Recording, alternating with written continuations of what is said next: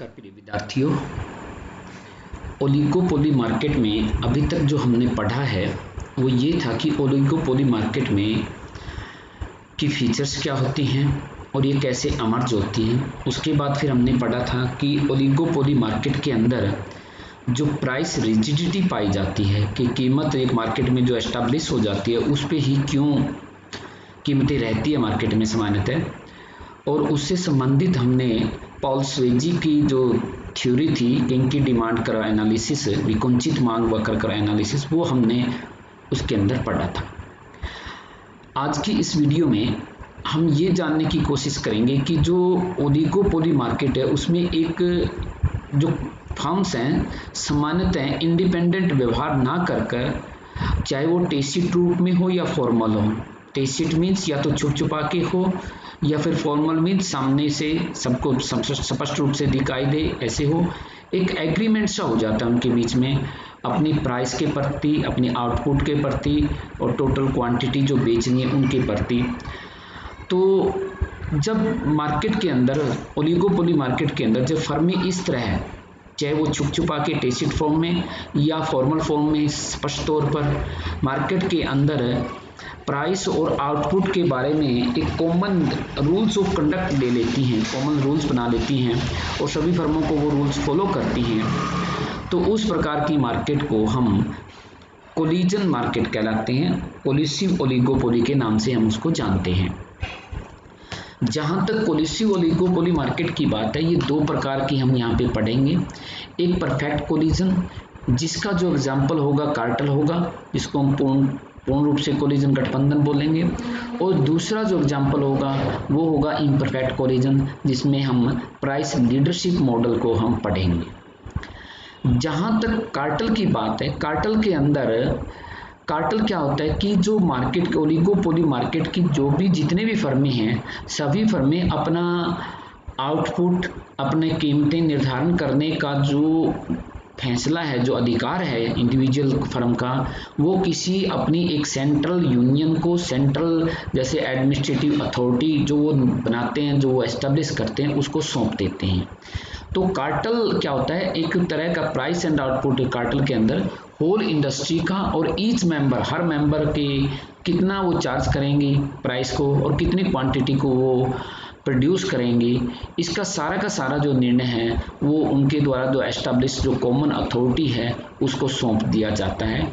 और कार्टेल के अंदर हम ये अजम्पशंस लेके चले हैं कि कार्टेल जो सभी फर्मों का जो ज्वाइंट प्रॉफिट है, इंडिविजुअल फर्म का नहीं है, सभी फर्मों को मिलाकर जितने भी एक वो समूह बन गया है, पॉलिसी ओलिगोपोली बन गई है, उसमें फर्म जो सेंट्रल एडमिनिस्ट्रेटिव अथॉरिटी है वो सभी फर्मों का ज्वाइंट प्रॉफिट को मैक्सिमाइज करना चाहेगी। ये अजम्पशन हम यहाँ पे लेके चलते हैं।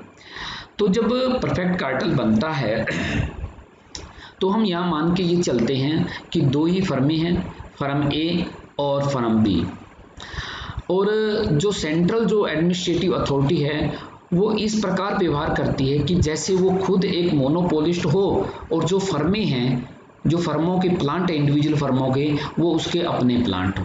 तो यानी कि हम इस प्रकार इसकी व्याख्या करेंगे कि एक मोनोपोलिस्ट जिसके दो अलग अलग प्लांट हैं और दोनों प्लांटों की जो लागत वक्र कर्व है वो डिफरेंट है, तब उस सिचुएशन में जब वो होमोजीनियस कमोडिटी दोनों से प्रोड्यूस कर रही है एक जैसी वस्तुएं, तो वो कितनी कमोडिटी किस प्लांट से प्रोड्यूस करेगी ये हम लेके चल रहे हैं। तो सेंट्रल जो कार्टेल के अंदर में बिल्कुल सेम ही होता है कि जो सेंट्रल प्लानिंग अथॉरिटी है वो इंडिविजुअल फर्म के कोस्ट कर्वों से उसके जो टोटल उनका जो मार्केट का जो कोस्ट कर्व है उनका सभी फर्मों का उसको निकालेगी, और फिर जो ग्रुप है कोलिसिव जो ग्रुप बन गया जो कार्टेल है, कार्टेल की मार्जिनल कॉस्ट और मार्जिनल रेवेन्यू को इक्विवेलेंट करके उत्पादन का निर्णय और भाव का निर्णय लेंगे।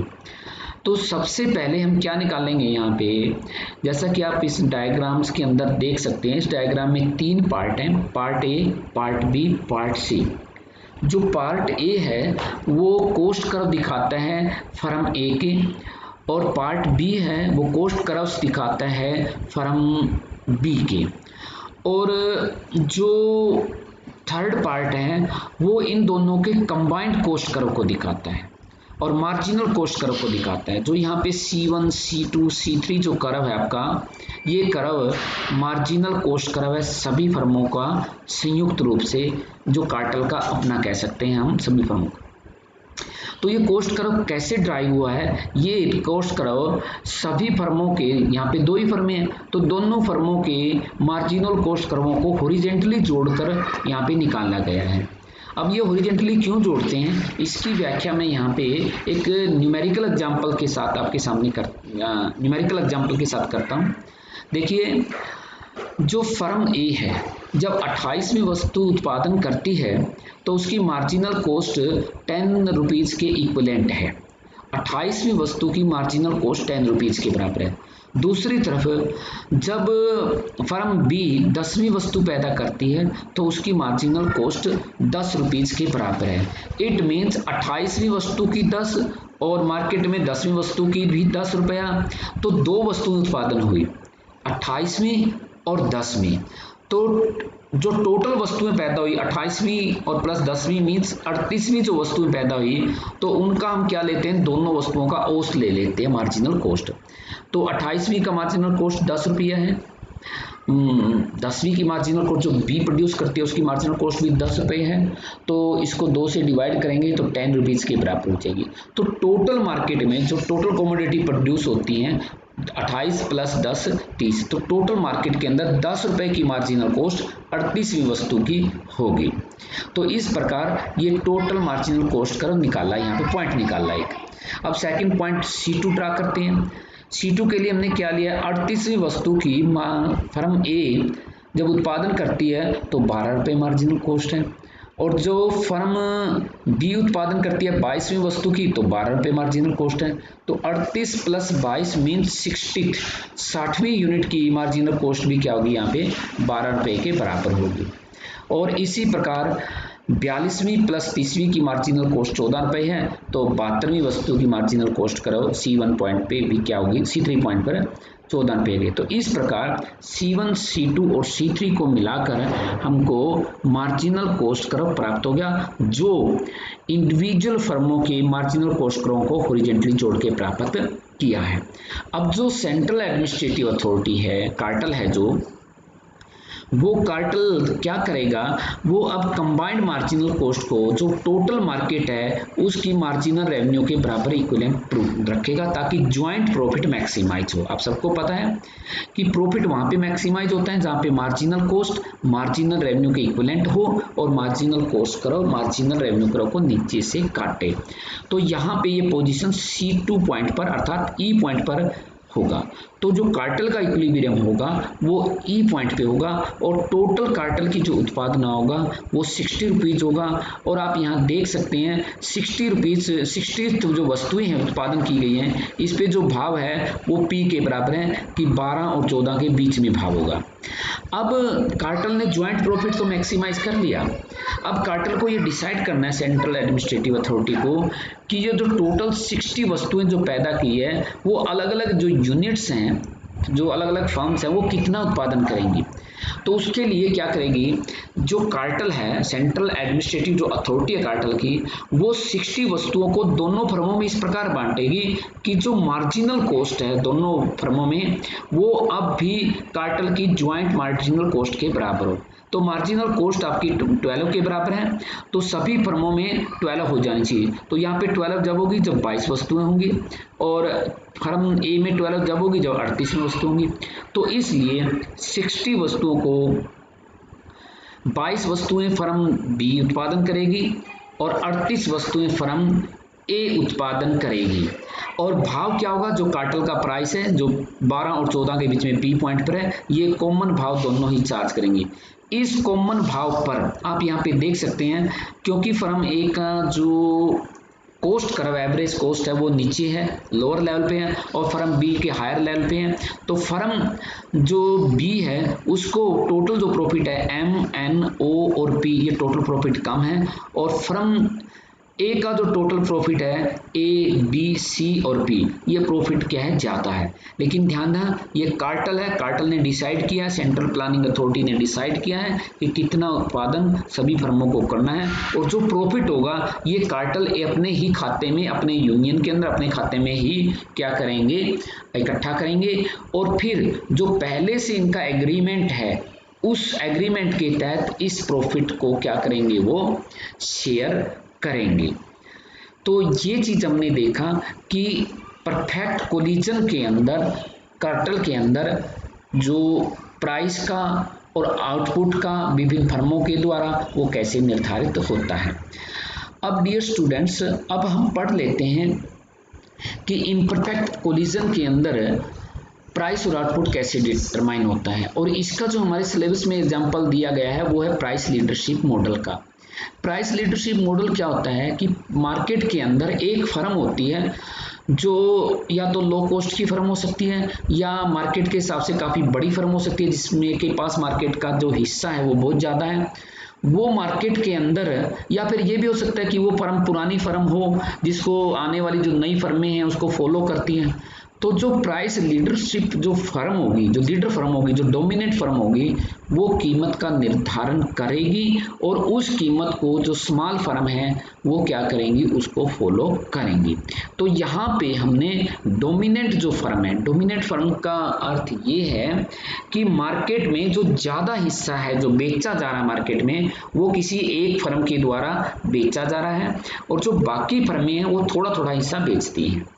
तो डोमिनेट फर्म जब प्राइस निर्धारित करेगी, वो कैसे निर्धारित करेगी वो हम इस के अंदर देख सकते हैं। जैसा कि आप स्लाइड में देख सकते हैं, यहाँ पे इस डायग्राम में दो पार्ट हैं। एक टोटल मार्केट का पार्ट है, ये मार्केट की टोटल सप्लाई है जो स्मॉल फर्म सप्लाई करती हैं, S1 से लेकर S1 से लेकर SS तक, स्मॉल s लिखा हुआ मैंने यहाँ पे, means this is the supply curve of the small firms. छोटी जो फर्में हैं वो अलग अलग भाव पर कितनी वस्तुओं की सप्लाई करेंगी वो दिखाया गया है। अगर P1 भाव है तो सप्लाई 0, P2 भाव है तो P2 से लेकर S2, P3 भाव है तो P3 से लेकर X3 सप्लाई करेंगी। और जहाँ तक DD की बात है, ये मार्केट का टोटल डिमांड कर्व है। तो अब यहाँ पे हम ये जंक्शन लेके चले हैं कि जो डोमिनेट फर्म है उस डोमिनेट फर्म को जो स्मॉल फर्म है उनके मार्जिनल कॉस्ट पता है, नंबर एक बात, और दूसरा उसको टोटल मार्केट की भी कंडीशन पता है कि किस भाव पर कितनी डिमांड है। अब ये फर्म क्या करेंगी, डोमिनेट जो फर्म है ये मार्केट की पोजीशन से और स्मॉल फर्मों के सप्लाई कर्व से, मार्जिनल कॉस्ट कर्वों से अपना डिमांड कर्व निकाल लेगी कि यदि किसी दिए हुए भाव पर, सपोज यहाँ पे अगर हम प्राइस P1 ले लेते हैं, P1 प्राइस पर अगर कोई भी मार्केट में P1 प्राइस है तो डिमांड कितनी है, P1 और D1 के बराबर है। लेकिन इस भाव पर फर्में सप्लाई 0 करती हैं, छोटी फर्में, तो इसलिए सारी की सारी जो डिमांड है S1 से लेकर D1 तक की डिमांड वो फर्म, डोमिनेट फर्म वो सप्लाई कर सकती है, उसको पूर्ति कर सकती है। तो इसलिए P1 भाव पर डोमिनेंट फर्म का जो डिमांड होगी वो S1 और D1 जो इस पार्ट के बराबर होगी। अब मान लीजिए कि मार्केट के अंदर प्राइस इंक्रीज हो जाता है, प्राइस अगर P2 के इक्विवेलेंट है तो P2 भाव पर जो स्मॉल फर्म है P2 और S2 के बराबर सप्लाई करेंगे। लेकिन आपको यहाँ पे दिखाई दे रहा है कि मार्केट के अंदर जो डिमांड है वो P2 और D2 है, तो इसका मतलब स्मॉल फर्मों के द्वारा अभी भी कम सप्लाई की गई है, वो जस्ट P2 और S2 है। तो डोमिनेट फर्म के लिए S2 और D2 के बराबर डिमांड बच जाएगी जो वो सप्लाई कर सकती है। तो इसलिए P2 भाव पर डोमिनेंट फर्म का डिमांड का जो पॉइंट आएगा वो S2 और D2 पॉइंट पर, D2 लेंथ के बराबर टोटल डिमांड होगी। ठीक इसी प्रकार यदि भाव P3 है तो P3 भाव पर टोटल मार्केट की डिमांड और स्मॉल फर्मों के द्वारा सप्लाई करो इक्विवेलेंट है। इट मींस इस भाव पर स्मॉल फर्में ही टोटल डिमांड को सप्लाई करती हैं। टोटल डिमांड है DD कर्व के द्वारा P3 और S3 और टोटल सप्लाई S कर्व के द्वारा P3 S3, मींस इस भाव पर स्मॉल जो डोमिनेंट फर्म के लिए मार्केट बची नहीं है, क्योंकि all the markets have been supplied by the demand have been supplied by the small firms. तो इसलिए P3 भाव पर उसकी मार्केट क्या हो जाएगा, यहाँ पे जीरो डिमांड होगी। तो इस प्रकार हमने अलग अलग भावों पर डोमिनेंट फर्म कितना डिमांड को सप्लाई कर सकती है, तो उसकी डिमांड कर्व हमने ये निकाला। तो डिमांड कर्व आप सबको पता है एवरेज रेवेन्यू कर्व होता है, और एवरेज रेवेन्यू कर्व के नीचे बीचों बीच क्या है, मार्जिनल रेवेन्यू कर्व होता है। अब ये डोमिनेंट फर्म क्या करती है, अपना प्रॉफिट अधिकतम करती है कि अपना मार्जिनल कॉस्ट और मार्जिनल रेवेन्यू को बराबर रखती है ई पॉइंट पर। तो इसका जो प्रॉफिट होगा, प्राइस जो इक्विवेलेंट होगा P2 के बराबर, और प्रॉफिट होगा A, B, P2 और D2 इस रेक्टेंगल के बराबर। अब स्मॉल फर्म में, क्योंकि डोमिनेंट फर्म को ये हम मान के चलें कि डोमिनेंट फर्म जो भी निर्धारित करेगी प्राइस उसको फॉलो करेंगे, तो इसलिए P2 मार्केट का भाव होगा which has been fix by the dominant firms, और जो स्मॉल फर्म है इसकी जो D2, P2 और S2 के बराबर इक्विवेलेंट के बराबर मार्केट की सप्लाई करेंगी स्मॉल फर्म्स, और जो रिमेनिंग सप्लाई होगी S2 और D2 that will be supplied by the dominant firms price leadership. तो डियर स्टूडेंट्स, हमने दोनों टाइप की जो पॉलिसी ओलिगोपोली के जो उदाहरण हैं, कार्टेल के रूप में परफेक्ट कोलिजन और प्राइस लीडरशिप के मॉडल्स पढ़े। Thank you very much.